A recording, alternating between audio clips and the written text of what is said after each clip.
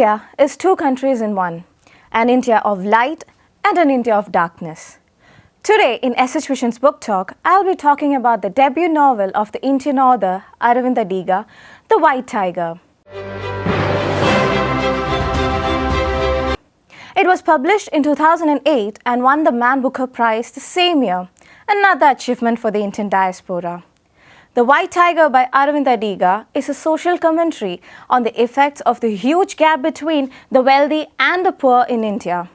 This large gap creates instability that often leads to morality being compromised for individual gain. The poor are so desperate that they are willing to do almost anything to make it out of poverty. At the same time, the rich are so far removed from the plight of the poor that they become desensitized and corrupt. The point of view from which the story is told, the use of humor, the dark humor, the patterns of imagery, and the end of the novel emphasizes the disparity in wealth and the immorality that results.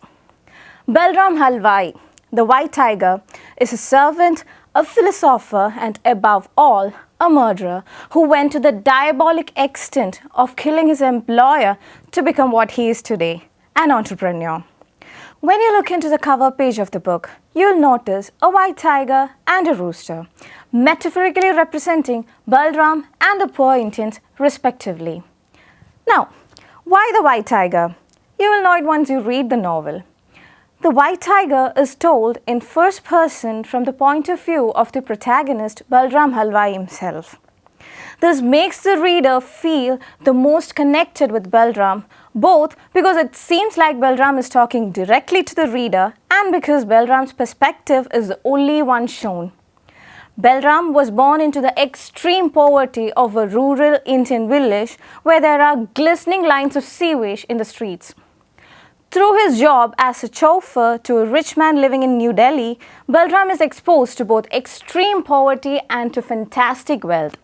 Balram's unique perspective uncovers immorality in the servant class as well as the master class. He believes that immorality is justified at least somewhat by desperation as a result of poverty, and because the novel is written first person, the novel promotes Balram's position. Balram's perspective is one of earning to live the life of the rich. Balram makes it clear to the reader how much servants long for a way out of poverty, yet cannot find it. To justify this statement, the author uses the metaphor of the Rooster Coop. The flock can see roosters being brutally killed, they can smell the blood, they know they are next, yet they don't rebel. They don't try and get out of the coop. It is as if they give up their right to protest for their lives, or they just understand that it is their fate and be subservient to humans. The metaphor rooster here represents the hapless and unwealthy section of the Indian society. They are raised to believe and behave as if they aren't born to lead a civilized life. They are expected to remain subservient to the upper class and to stay within the confines created by the society over the years. The Rooster Coop symbolizes the confinement and their reluctance to fight for their bare minimum. Balram, unlike the others, as he calls himself the New India, though in a tactful and immoral way, achieved his dream of becoming an entrepreneur. He broke out of the coop to become what he was longing for. Besides showing the immorality at both the top and the bottom, Balram's informal, conversational first-person account makes the story engaging. Readers feel like Balram is talking to them personally, even though the book is supposedly a series of letters addressed to the Chinese premier.